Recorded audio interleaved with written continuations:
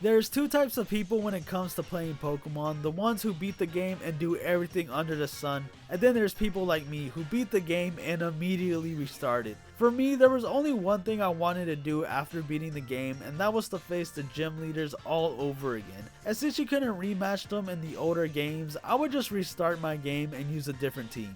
These days, I don't really do that anymore, but it does make me wonder what I could have done back then that would have made me try other things in the post game.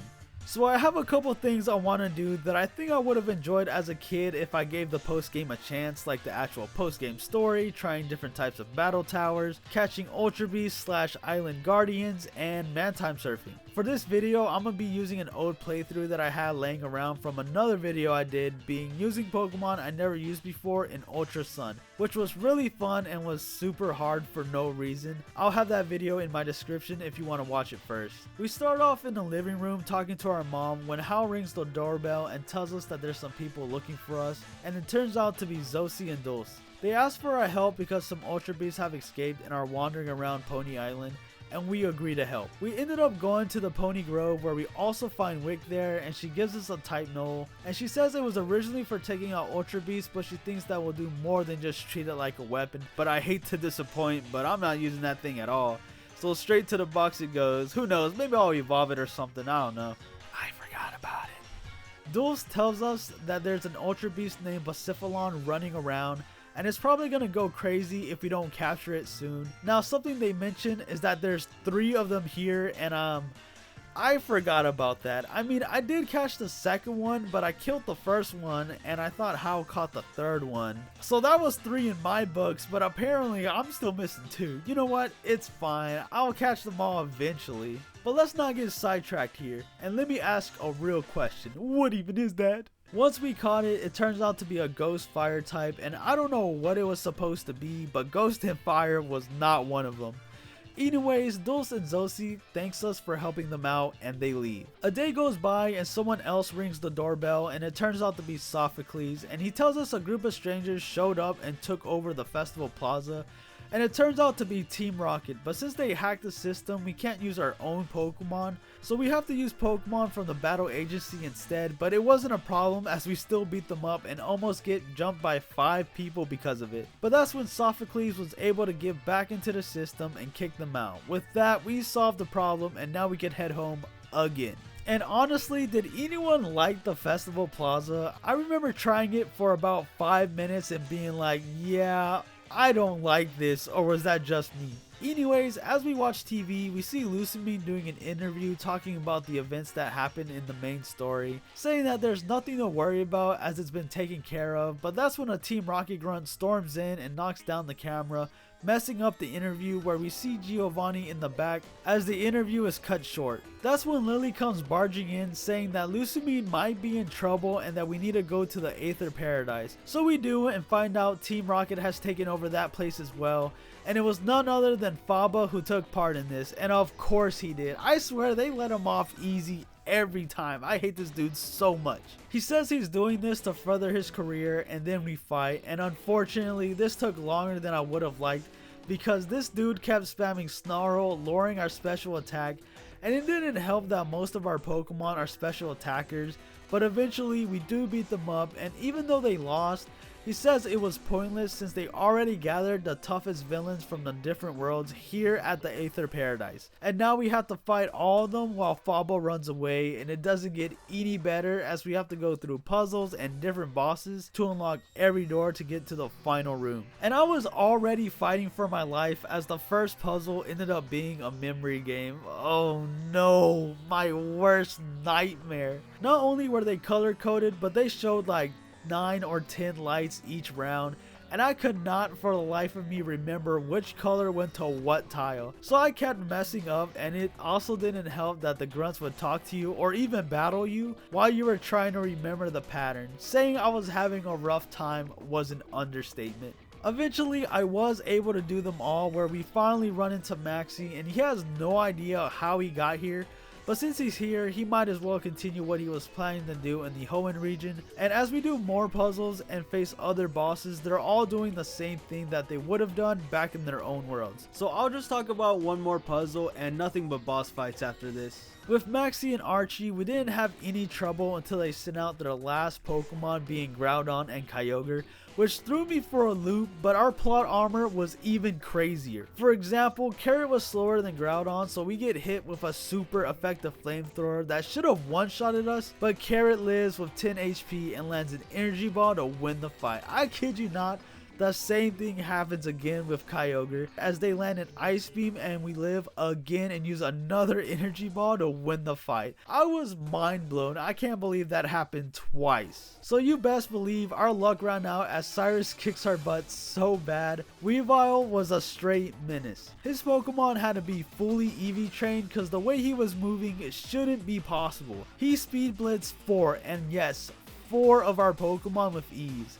After that, we were able to knock out Weavile, but it didn't matter as Dialga didn't show us any mercy. Alright, let's try again. This time, instead of using Flash Cannon, we used Bug Buzz to knock out Weavile, and that's all it took to knock him out. Now, you might be thinking, why didn't you do that the first time around? But to that I say, it's not every day that I can use Flash Cannon, so why not? And well, you know how that went. Anyways, we were having a tough time facing Dialga, but with Celery we were able to land a close combat before going down, and then with Green Beans we used Earthquake to win the fight. These fights are low-key starting to get hard, and it doesn't help that we're under-leveled, so let's just see how far we can go without training. But before we face another boss, we had another puzzle that I actually liked, and it was the one where you have these Meow statues that act like security cameras that you can move around, and your whole goal is to create a path where they can't spot you, so that was really fun. What wasn't fun was facing Lysander. Man, Yen Xiao was nuts. It would high jump kick everything in sight, and if it didn't like the matchup, it would use U-turn to switch out, which got very annoying. Another problem we had was when he threw out his Gyarados, it turned into a Mega Gyarados. Okay, this ain't even fair. It was just too fast and it hit like a truck. So we went down really fast, and of course he had a whole Xerneas in his back pocket, and I found out firsthand what Geomancy does, and let's just say it wasn't pretty. So 4 attempts later, I finally cracked the code. For Yen Xiao, it was mostly luck as we had to wait for it to miss a high jump kick, but as soon as it did, Dazzling Gleam was able to finish it off as it couldn't before. We also had Lima Beans take on Mega Gyarados, but it didn't work out, but it turns out if we send out Green Beans instead and use Rock Slide, we could knock them out way faster. Once Xerneas appears, we use Iron Head, doing more than half while also causing them to flinch, preventing them from using Geomancy. So next turn, they use a Moonblast that doesn't one-shot any of our Pokemon, and we were able to use another Iron Head to win the fight. And if you haven't noticed already, I don't plan any fights, and that's because I just like going in there head first and seeing what works and what doesn't, and then using that knowledge for the rematch. I don't know what it is, but it's just so satisfying. And since we faced enough bosses, we finally unlocked the portal that leads us to Lucimine's secret room, and as we try to enter it, Ghetsis appears and won't let us pass as it would ruin his plan to take over the world and have Giovanni be his pawn, so we fight. But if I'm being honest, he was the easiest to beat, so let's just skip it. After the fight, we only make him more mad and crazy as he pushes Lily and threatens to harm her if we don't back down and give up our Pokemon. But that's when Chorus appears and sends him back to his world, and it was him the whole time. He was the one sending all the bad guys back to their own worlds while we do all the dirty work. Ain't no way. With that, we can head to the final room where we find Lucimine on the floor knocked out as Giovanni stands in our way. He tells us that he used an Ultra Beast to put her to sleep, and he says with Team Rainbow Rocket they were gonna take over all worlds with an army of Ultra Beasts. But in order to do that, they need the technology of the Aether Paradise to make that happen, and we were not gonna get in his way. So we fight. And just like the other fights, nothing was ever too hard until it was time to face his last Pokemon, Mega Mewtwo, that was level 70. Yeah, we didn't stand a chance. Not only was it like 10 levels higher, it was so fast and strong that my team didn't stand a chance. So you know what that means, death montage.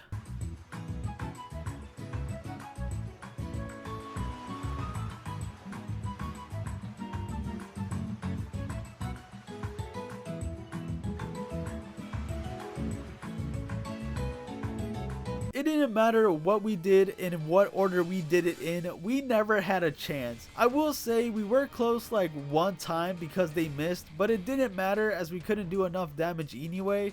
So they just tank it and KO us. So there was only one thing we could do: train. So after doing that, we faced Mega Mewtwo again, and we turned it into a 5v1. And the only thing I would like to mention before we start is that his Doug Trio set up a Stealth Rock.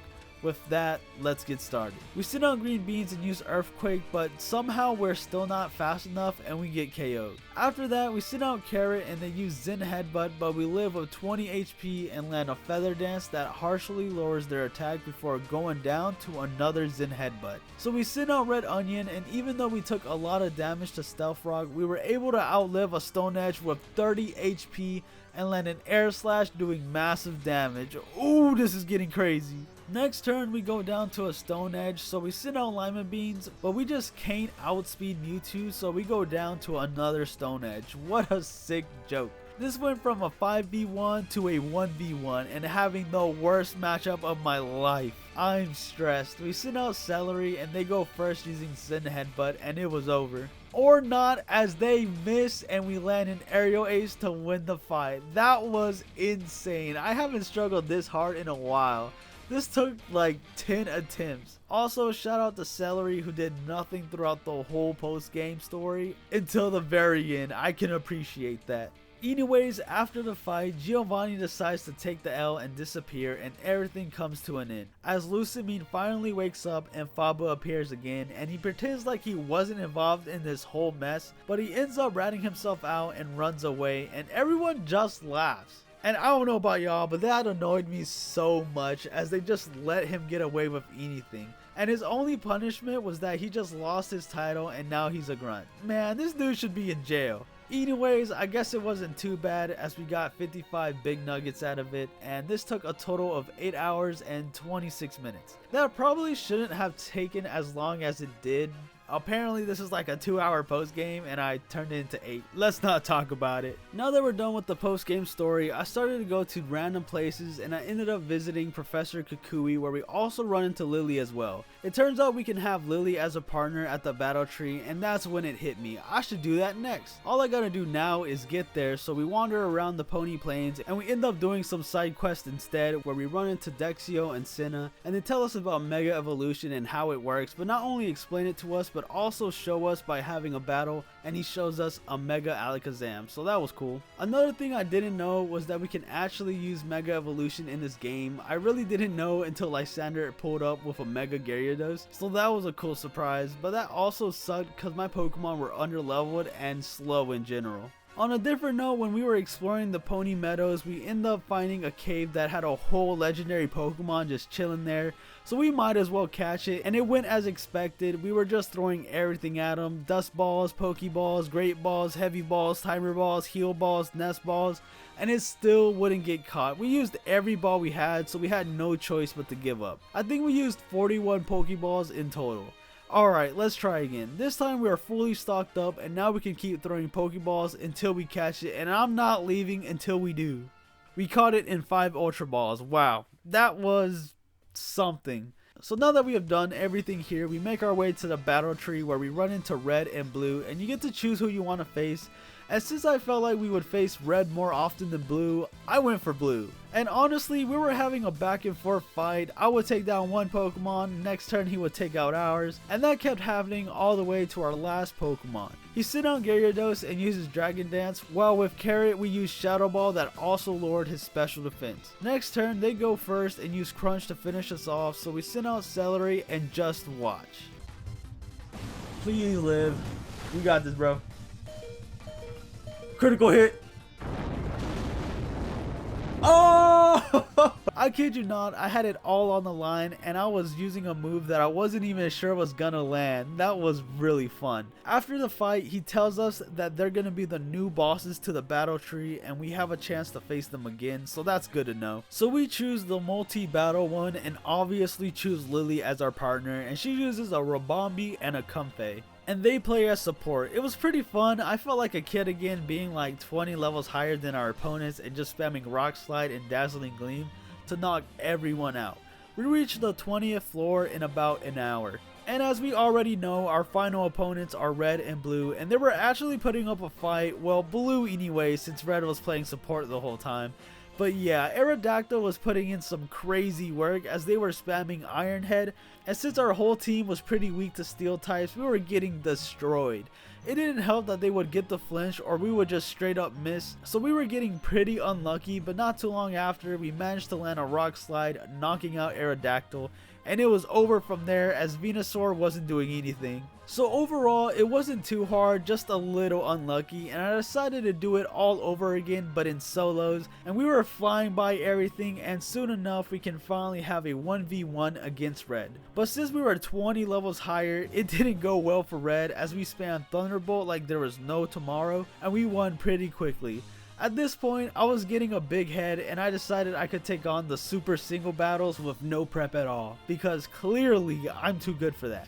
And I got whooped by the first trainer. I could not believe my eyes. So I tried like 3 more times out of spite, and out of all those rounds, I won like once. It was embarrassing. Let's leave. I'm pretty sure you have to breed and EV train your Pokemon for this specific tournament, but I am not built for that. Alright, you know what? Maybe I'll have better luck at the Battle Dome. It was even worse. I rage quit like 3 times. It was so bad. Like, I know I'm 8 years late to the party, but did anyone talk about how unfair this game mode is? I kid you not, it felt like no matter who you picked, your opponents will always have the perfect counter to your Pokemon, while all your moves do like 2 damage. My first round was terrible. We get hit with Earthquake and then Iron Head. It's barely been 2 minutes. How am I down a Pokemon already? Or when we're finally holding our own and we get super close to knocking out a Pokemon, but then another person will swoop right in and take the kill. I was losing my mind.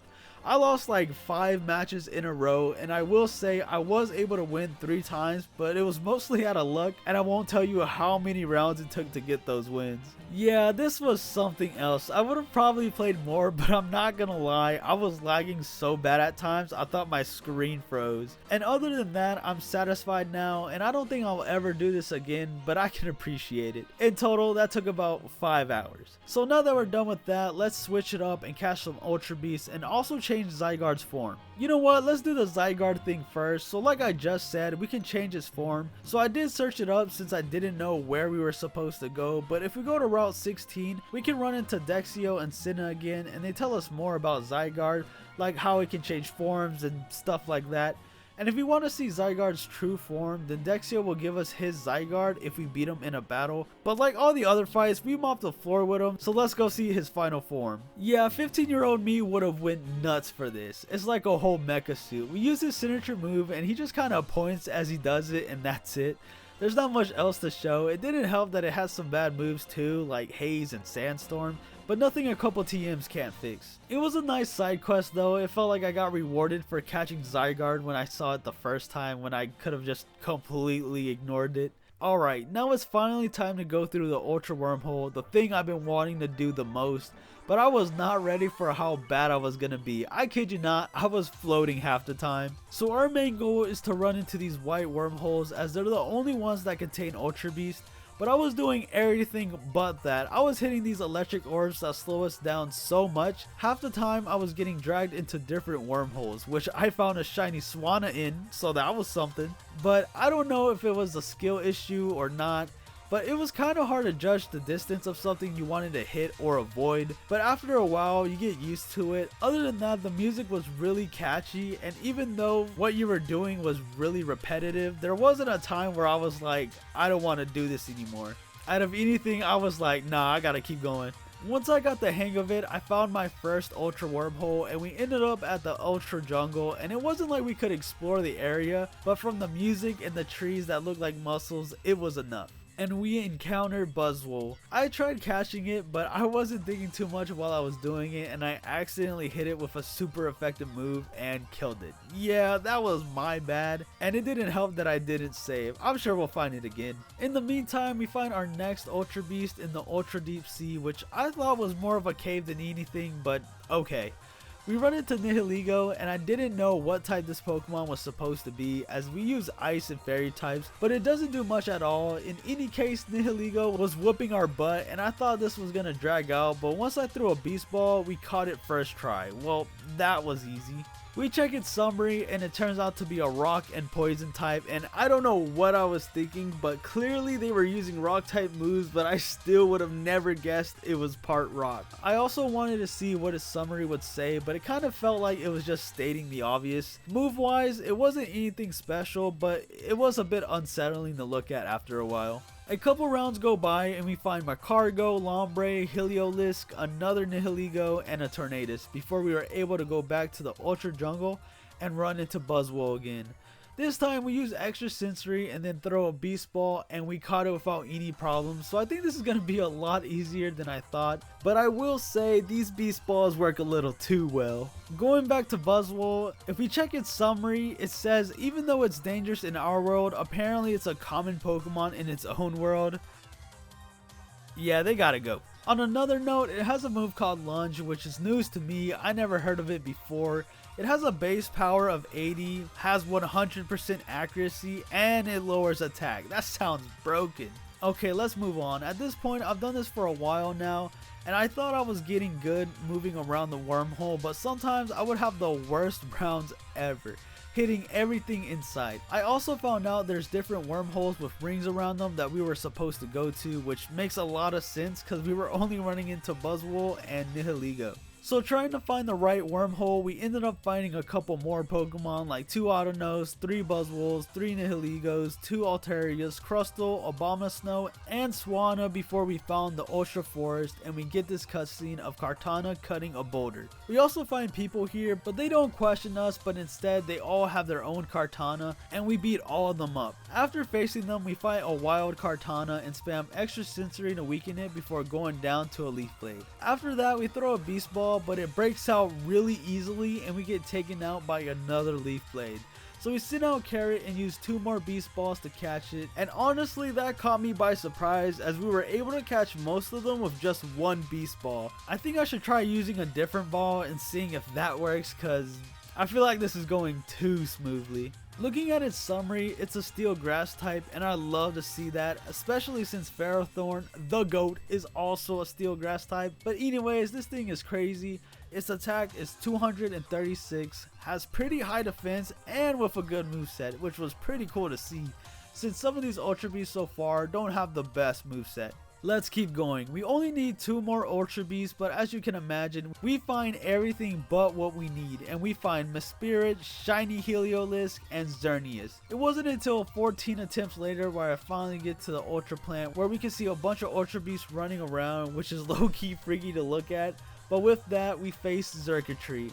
And once we lower its health with extra sensory, we throw an Ultra Ball, where it breaks out immediately, so I just assume it was almost impossible to catch it with any other ball.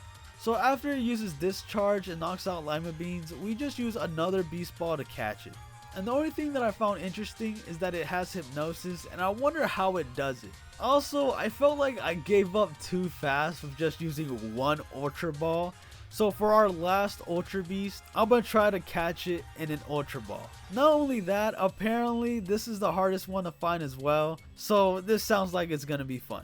And true to its word, it was really hard to find. I was having like no luck. So thinking I wasn't gonna find it anytime soon, I went ahead and just started trying to find it without recording, and I kid you not, 20 minutes in, we find it. Of course that would happen to me. So let's go see what's up. We meet this guy who talks to us like we've been here before, but we don't know what he's talking about as it's our first time here.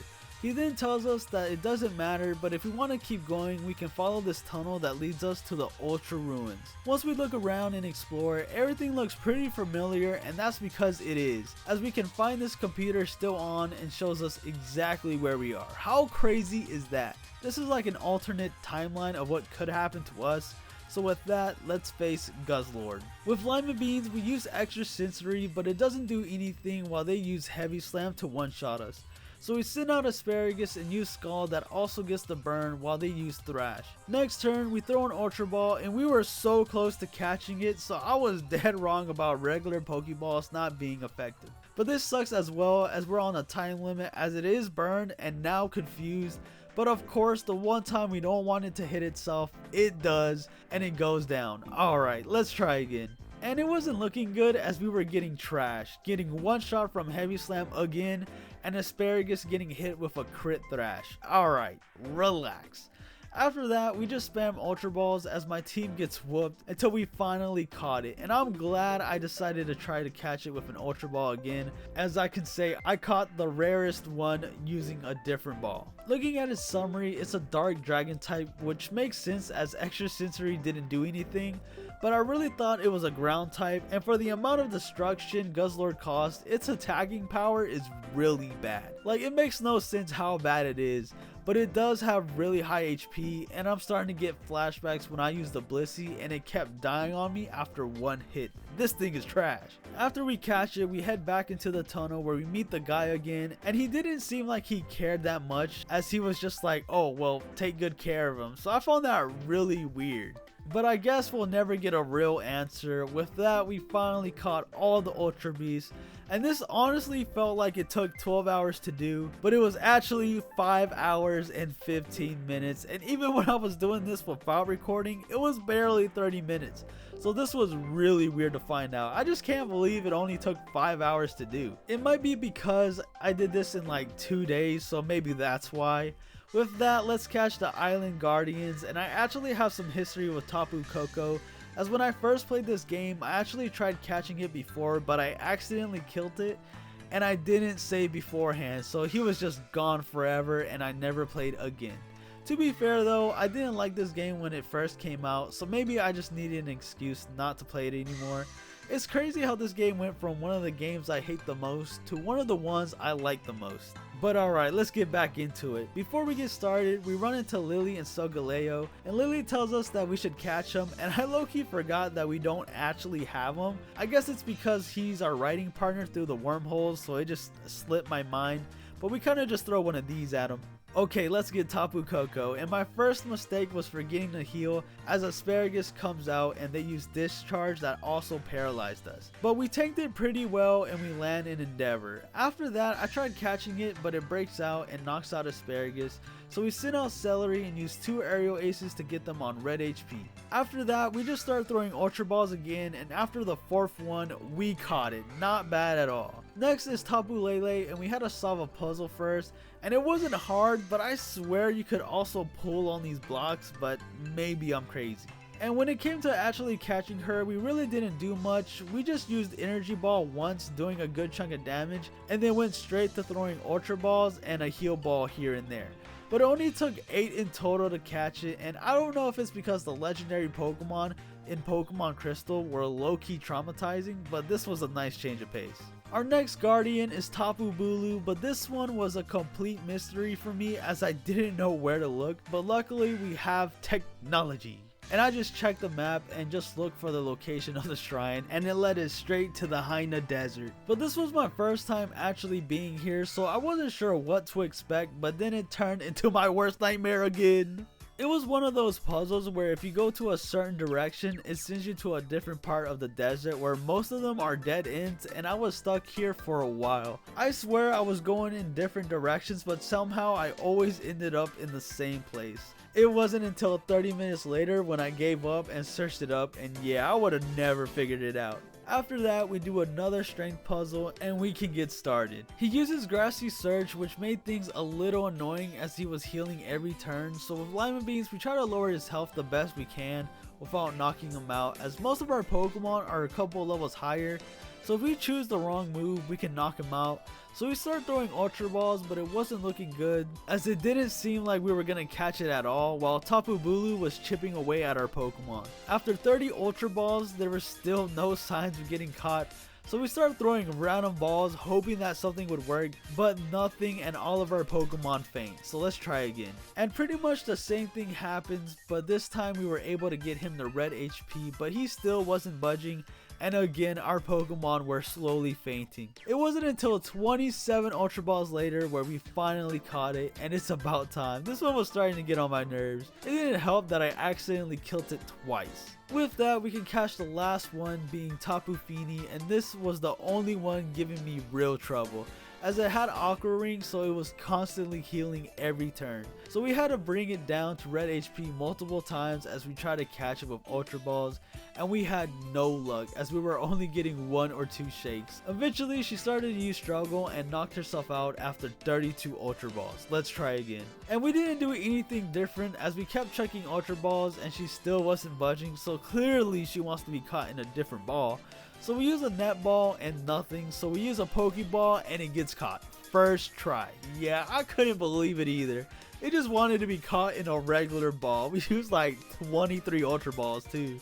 Yeah, that turned out to be really fun. The only challenging ones were Tapu Bulu, as trying to get to the ruins sucked so much I had to search it up, and Tapu Fini, as she didn't want to get caught in an Ultra Ball. And now that we have everything that I wanted to get, it turns out there's still one more Pokemon we can get that I thought would be really cool to have. We have to have Solgaleo in our party and enter the wormhole at 6 o'clock to send us to the reverse world, which means we are now in Pokemon Ultra Moon. My first thought was let's get all the version exclusive Pokemon in this game, but it turns out it doesn't work like that.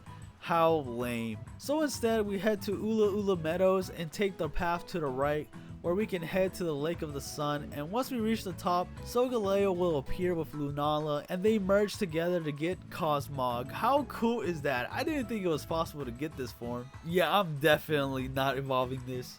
So there's not much else I want to catch, so let's end this off with some man-time surfing. And I had already played this when I was going through the game the first time around, but I needed an excuse to play again, and it turns out I don't have all the high scores, and we can't have that now. So I immediately jumped into it, and yeah, it's been a while. I was running into every obstacle, tentacles, Sharpedos, these dark circles in the water, and it didn't help that I kept doing flips even though I had no more airtime, so I would immediately crash in the water. Our goal was to beat 58,000 and we had 48,000, so I need to step it up. But for some reason, I feel like when I try harder, the more I suck. I don't know what it is. It's like when I play Mario and I'm like, alright, I'm gonna quit playing around and get to the end, and somehow I die even faster. Like, it makes no sense, but that's exactly what was going on here. I couldn't beat my own score, or I would land some crazy combos multiple times, and then out of nowhere I would hit multiple rocks and then get smacked by a Wailord. And it just ruined my whole momentum, and I didn't recover after that. I will say this round actually did beat my score, and it was 54,000. And this mini game is by far the best in the series. My favorite combos were a combination of the Lantern 360, Primarina Twist, the Starmie 720, and the GOAT, the Magikarp Splash. With that, I got all the high scores in man-time surfing, and our reward is getting a Pikachu that knows surf, which is pretty cool. I wasn't expecting to get anything at all. With that, I have done everything that I wanted to do in the post game, and I think I did a pretty good job in terms of doing a little bit of everything. Battling, catching Pokemon, doing random things as I encounter them. So if you like this video and want to see more stuff like this, like and subscribe, as it really helps out the channel. And I'm finally back. I'll be posting more often and I'll be doing shorts. So I hope to see you soon, and until next time, see ya.